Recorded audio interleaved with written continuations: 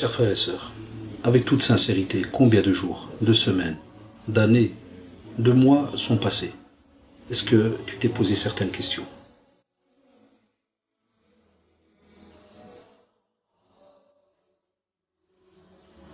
Combien d'erreurs ont été commises? Combien de péchés? T'es-tu posé la question, est-ce que tu te rappelles de ce que tu as fait durant toute cette période? Sais-tu aussi que les anges ont noté cela, qu'Allah subhanahu wa ta'ala t'a vu? Dans quel état es-tu?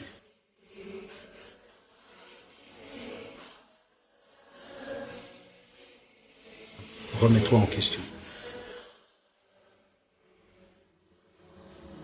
بسم الله الرحمن الرحيم إن الحمد لله نحمده تعالى ونستعينه ونستغفره ونعوذ بالله من شرور أنفسنا ومن سيئات أعمالنا من يهده الله فلا مضل له ومن يضلل فلا هادي له وأشهد أن لا إله إلا الله وحده لا شريك له وأشهد أن محمدا عبده ورسوله وبعد أيها الإخوة والأخوات السلام عليكم ورحمة الله.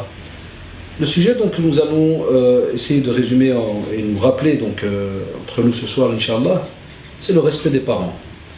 Allah subhanahu wa ta'ala nous a rappelé dans son livre saint, بعد أعوذ بالله من الشيطان الرجيم بسم الله الرحمن الرحيم وقضى ربك ألا تعبدوا إلا إياه وبالوالدين إحسانا.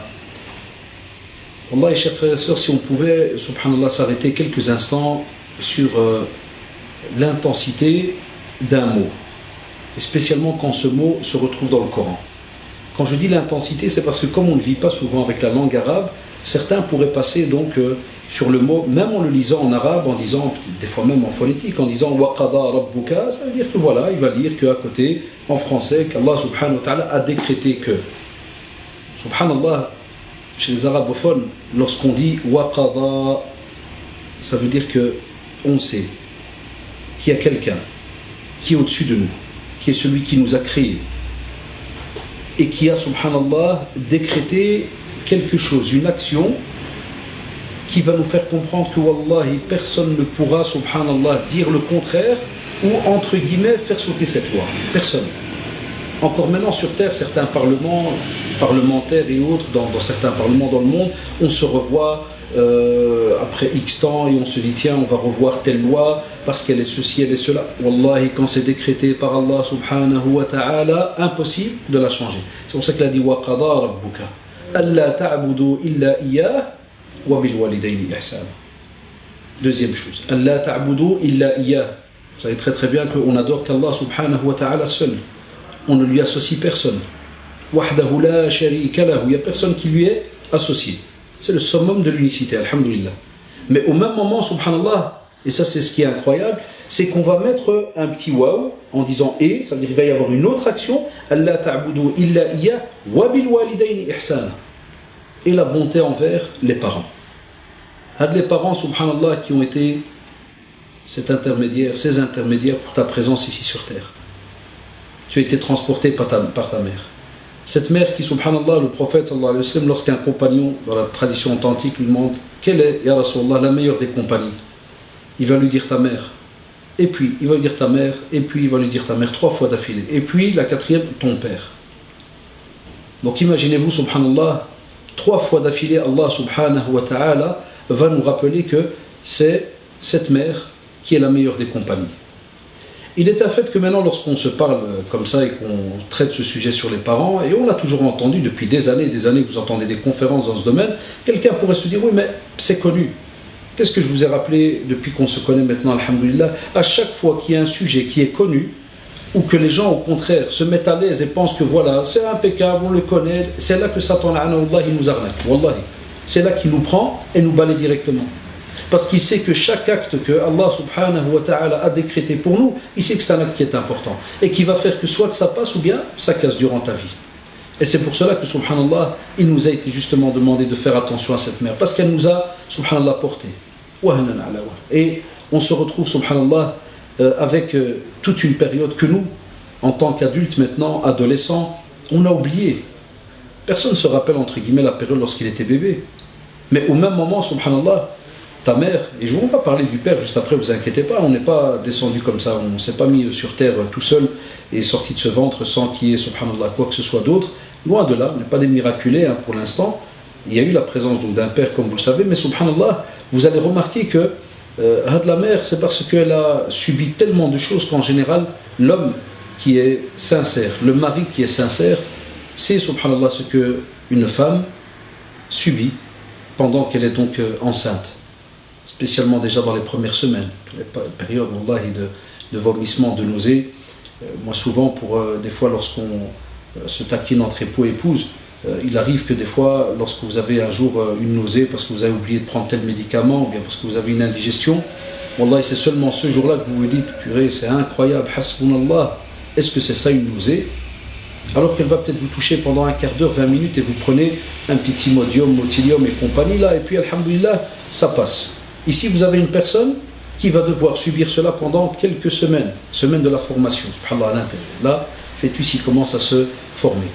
Et puis après, il y a les changements hormonaux, il y a le corps qui commence aussi à se changer, il y a à se transformer, même il y a même, subhanallah, ce ventre qui commence à s'étirer un peu, on se dit, hasbunallah, c'est incroyable, ça tient encore, comme on dit, hein, quand on était encore un peu plus jeune et qu'on voyait certains ventres, on se dit, ça va éclater quand, ça va aller jusqu'où? Et on arrive à un âge adulte et on oublie cela. Toutes ces choses qu'on a vues quand on était petit, où on avait un regard bizarre, arrivé à un certain âge, on les oublie.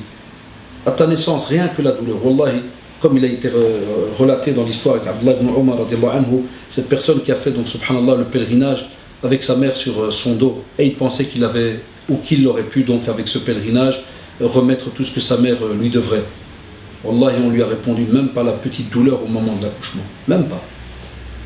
Et nous, aujourd'hui, on a des mères, certains l'ont plus, c'est peut-être comme nous, parce qu'on l'a plus, qu'on en voit, et on ressent l'absence de celle-ci, on ressent aussi, subhanallah, la valeur de celle-ci, que ceux qui l'ont à côté, wallahi, je les comprends, des fois, ils vous disent, entre guillemets, mais elle est barbante, et elle casse la tête, et elle ne comprend pas, et elle fait, et elle... Wallahi, ya ikhwan, c'est pas pour rien qu'Allah subhanahu wa ta'ala a dit wa qada rabbuka, il a décrété, parce qu'il sait que l'être humain arrive à un certain âge, ou bien il sait que l'être humain, lorsqu'il est touché par tel et tel changement, a un certain caractère. Mais ici, subhanallah, c'est drôle, la mère, elle aura toujours un drôle de caractère vis-à-vis de ses enfants.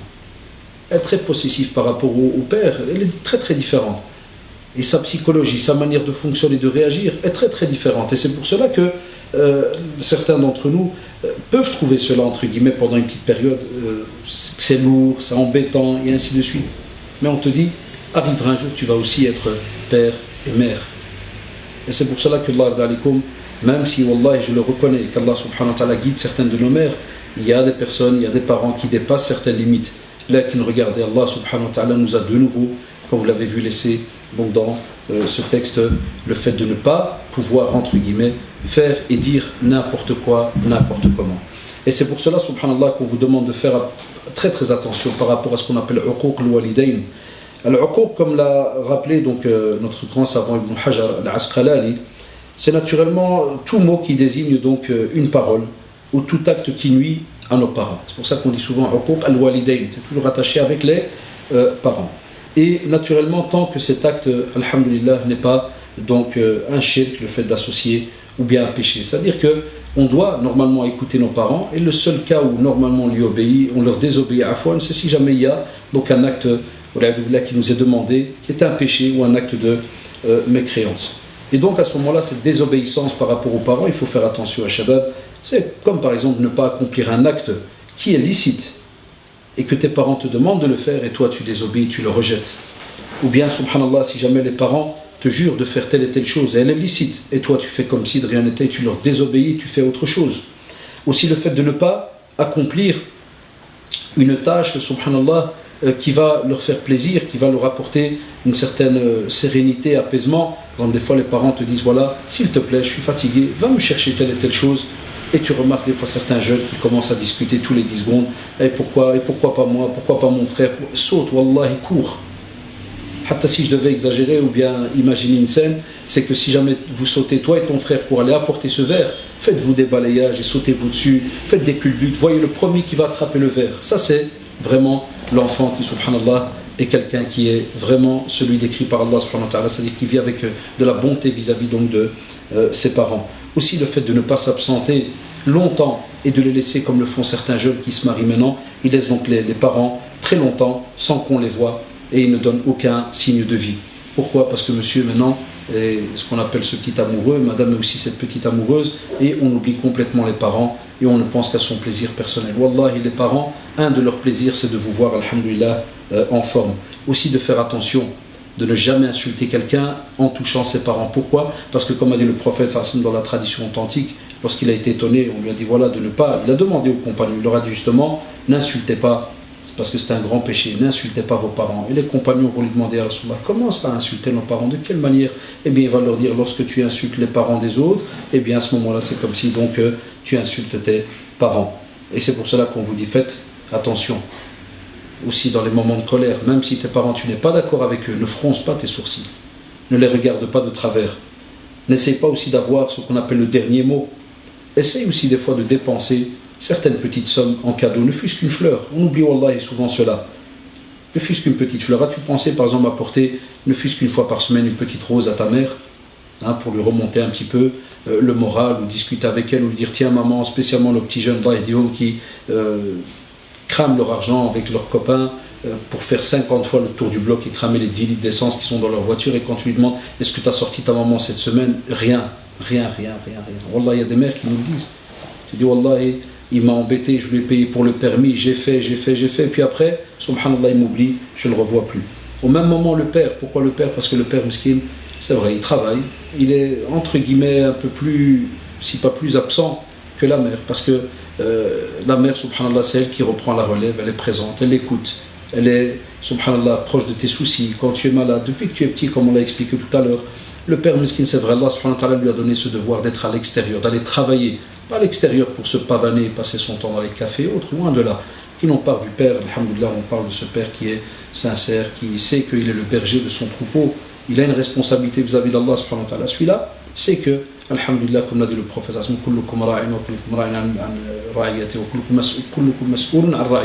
ça veut dire que vous êtes tous justement responsables et bergers de votre troupeau.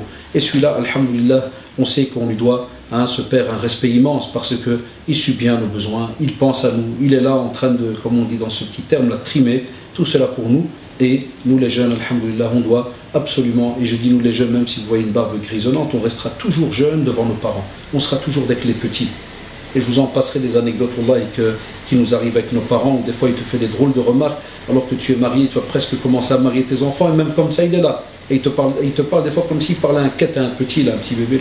Donc ne les délaisse jamais lorsqu'ils sont dans le besoin, comme on l'a rappelé, c'est très très important, sois toujours aux aguets vis-à-vis de leurs besoins, sois aussi proche d'eux si jamais ils sont dans un moment de tristesse et autres, pose des questions, demande-leur certaines choses, comment ils vont et autres, renseigne-toi par rapport, subhanallah, aussi à leur vie et autres, et du temps comme tu donnes du temps à tes amis, et du temps aussi avec tes parents. Qu'Allah subhanahu wa ta'ala ouvre nos cœurs par rapport à ces deux personnes qu'on est censé aimer durant notre vie, qu'on est censé chouchouter, qu'on est censé donc on doit patienter avec eux, même si je sais qu'il y a des jeunes qui vont m'écouter, qui vivent peut-être de problèmes très graves avec leurs parents. Invoquez Allah subhanahu wa ta'ala pour eux, mais ne dépassez jamais vos limites avec eux. Jazakumullah, et on se revoit donc Inch'Allah pour un autre rappel. Subhanakallah wa bihamdik, nashhadu an la ilaha illa anta astaghfiruka wa natubu ilayk, wa jazakumullah khayr al-jaza, wassalamu alaykum wa rahmatullahi wa barakatuh.